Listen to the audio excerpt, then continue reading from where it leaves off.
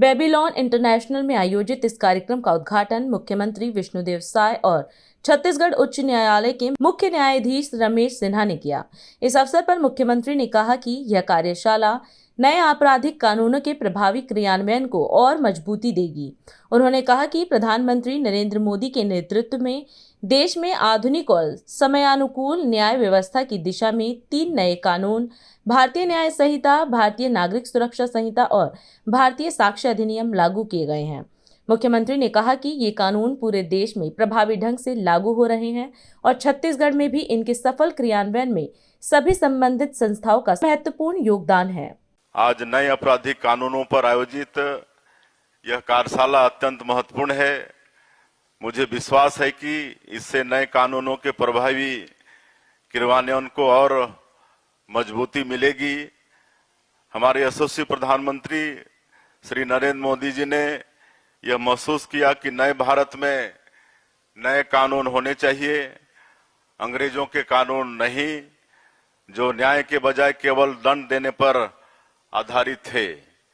150 वर्षों से अधिक पुराने कानूनों की जगह 3 नए कानून, भारतीय न्याय संहिता, भारतीय नागरिक सुरक्षा संहिता तथा भारतीय साक्ष्य अधिनियम लागू किए गए हैं।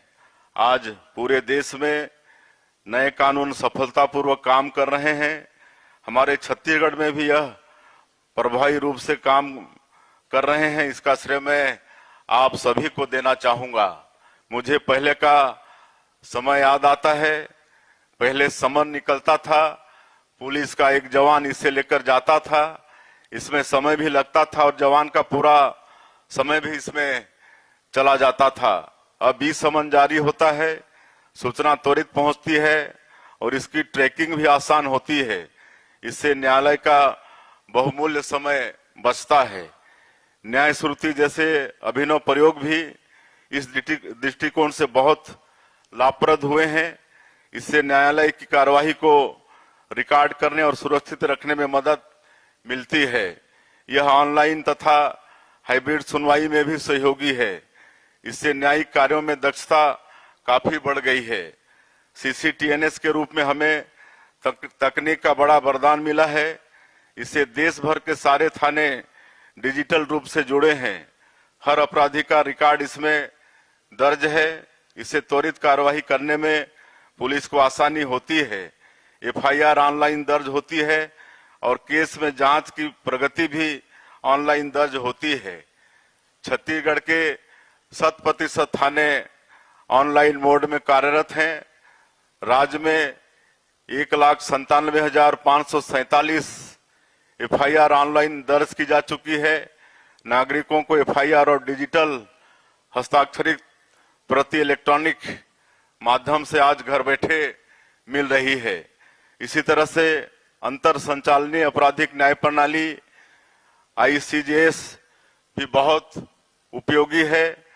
आपराधिक न्याय प्रणाली से जुड़े सभी विभागों का यह एक तरह से डिजिटल पूल है। इसके माध्यम से सभी विभाग आपस में जानकारी एक सुरक्षित माध्यम से साझा कर सकते हैं। नए कानूनों से अपराधियों के लिए कानून की पकड़ से बच निकलना बेहद कठिन हो गया है। आम आदमी के लिए न्याय की राह आसान हुई है। इसमें लगने वाला समय भी कम हुआ है। अनावश्यक पेपर वर्क भी घटा है। कम संसाधन और लागत में प्रभावी काम भी हो रहा है।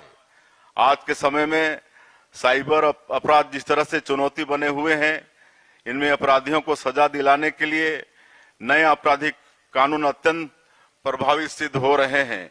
हमने 9 साइबर थाने आरंभ किए हैं।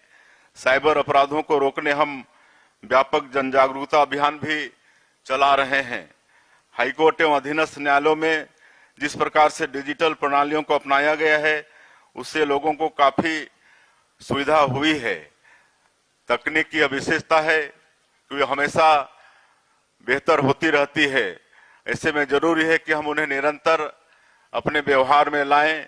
इसके लिए जरूरी है कि विषय विशेषज्ञ इस पर नियमित चर्चा करते रहें, जिससे कार्य प्रणाली को बेहतर बनाने का मार्ग प्रशस्त हो।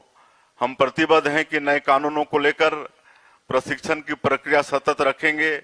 साथ ही हम इस बात पर भी निरंतर मॉनिटरिंग करेंगे कि शासन से जुड़े विभाग इनका प्रभावी क्रियान्वयन करते रहें।